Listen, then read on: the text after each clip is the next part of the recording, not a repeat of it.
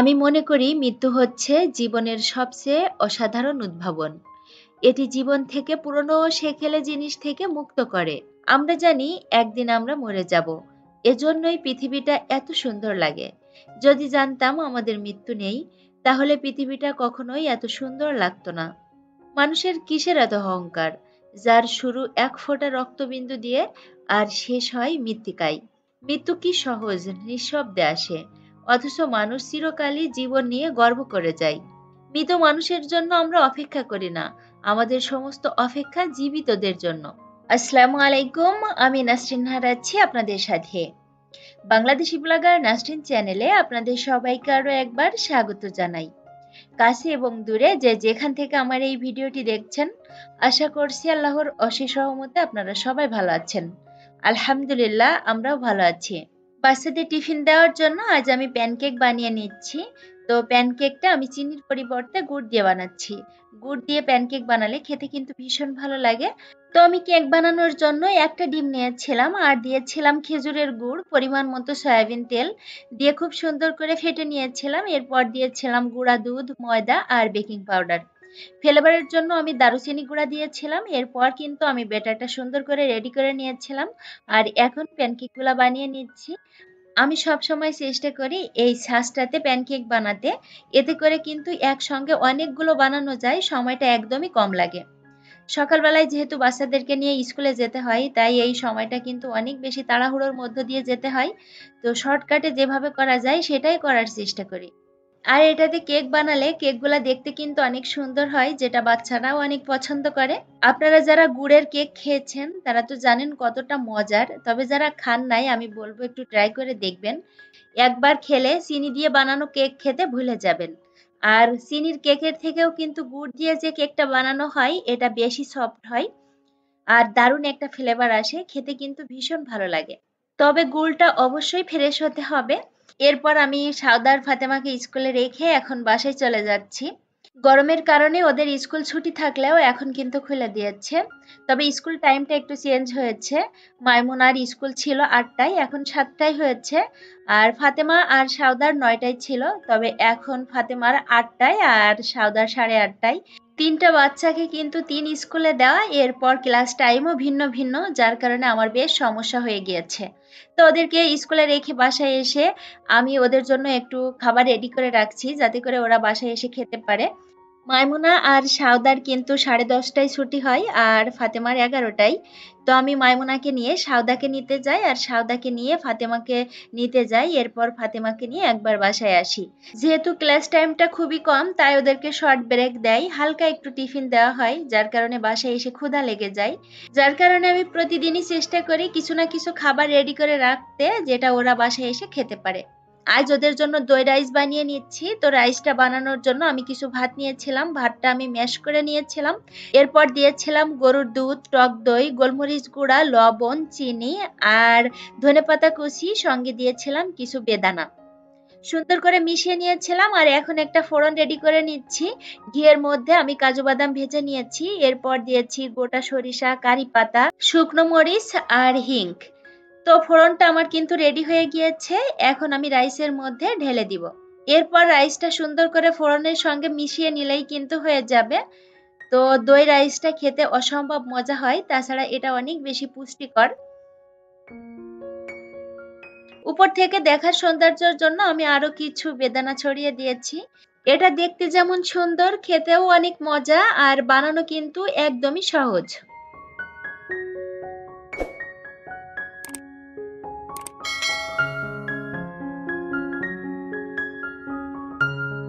আমাদের সকলের প্রিয় নীলুফা শিমুল আপু।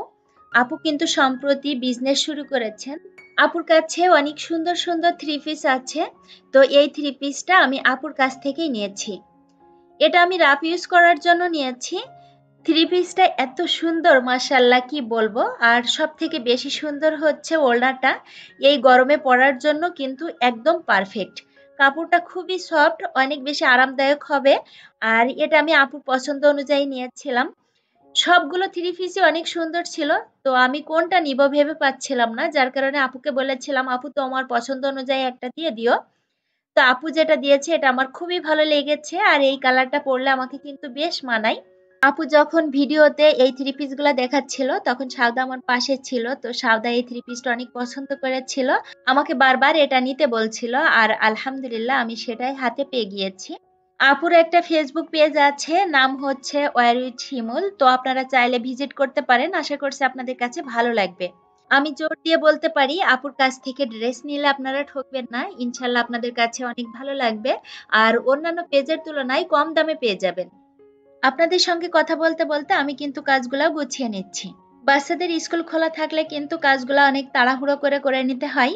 বুঝতেই পারেন ৩টা বাচ্চা স্কুলে দেওয়া আনা কতটা ঝামেলার। সবথেকে বেশি সমস্যা যেটা হয় সেটা হচ্ছে একদম টাইম বাঁধা থাকে। তো ওই টাইমের মধ্যেই কিন্তু আমার সবকিছু কমপ্লিট করতে হয়। না হলে কিন্তু অনেক ঝামেলা হয়ে যায়। ওদেরকে দেখা যায় কি টাইম মতো খেতে দিতে পারি না, টাইম মতো গোসল করাতে পারি না। যার কারণে যত কষ্টই হোক আমি চেষ্টা করি সব কাজগুলা টাইমের মধ্যে শেষ করতে। আর যেহেতু আমার কোনো হেল্পিং হ্যান্ড নাই, সব কাজগুলো আমাকেই করতে হয়, তো আমি কিন্তু পর্যায়ক্রমে একটার পর একটা কাজ করতেই থাকি। যেদিন বাচ্চাদের ছুটি থাকে সেদিন তো মাইমুনা আমাকে অনেক কাজে হেল্প করে। এই যে মুছামুছির কাজগুলো আমি করছি এগুলো আমি কিন্তু করি না, যখন মাইমুনা বাসায় থাকে ওই করে, আর ওর স্কুল থাকলে তো আমাকে করতে হয়। পাশাপাশি ওদেরকে নিয়ে দৌড়াদৌড়িও করতে হয়, যার কারণে স্কুল খোলা থাকলে আমার মাথাটা একদম খারাপ হয়ে যায়। আর যেদিন স্কুল ছুটি থাকে সেদিন কিন্তু অনেকটা আরাম পাই। সকালে যেহেতু বাচ্চাদেরকে নিয়ে অনেক বেশি ব্যস্ত থাকি তাই কিন্তু ফোনটা হাতে নেওয়ার আর সময় পাই না।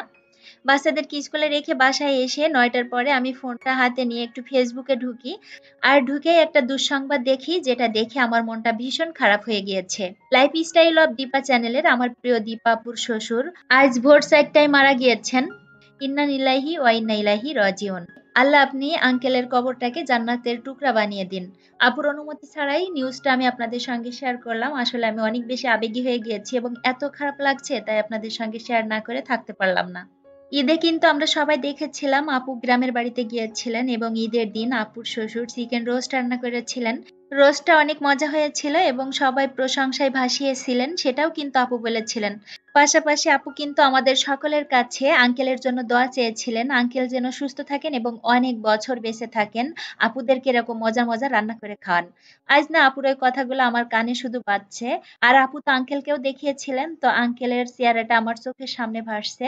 তো খুবই খারাপ লাগছে, মনটা এত খারাপ হয়ে গিয়েছে যেটা আপনাদেরকে বলে বোঝাতে পারবো না। আঙ্কেল কিন্তু একদম ইয়াং ছিলেন। তো আমরা সবাই দোয়া করব আল্লাহ যেন শোকাহত পরিবারকে শোক সামলে ওঠার তৌফিক দান করেন। আমিন। যাই হোক আমি কিন্তু অফ ক্যামেরায় দুপুরে রান্নাগুলা করে নিয়েছি। আজ আপনাদের সঙ্গে রান্না বান্না সেভাবে শেয়ার করি নাই। রান্না করার পরে আপনাদেরকে দেখিয়ে দিচ্ছি দুপুরের জন্য কি কি রান্না করেছি। এখানে আমি ধুন্দল ভাজি করেছি আলু দিয়ে, আর ডাল আছে, গতকাল রান্না করেছিলাম আম দিয়ে, কিছুটা আমি তুলে রেখেছিলাম আজকের জন্য। আর এটা হচ্ছে বাঙ্গি দিয়ে ছোট মাছের একটা তরকারি। তো এটাই হচ্ছে আজ আমাদের দুপুরের খাবার। অনেক অপেক্ষার পর আলহামদুলিল্লাহ রহমতের বৃষ্টি হচ্ছে। ঠান্ডা শীতল বাতাসে একদম মনটা ভরে যাচ্ছে।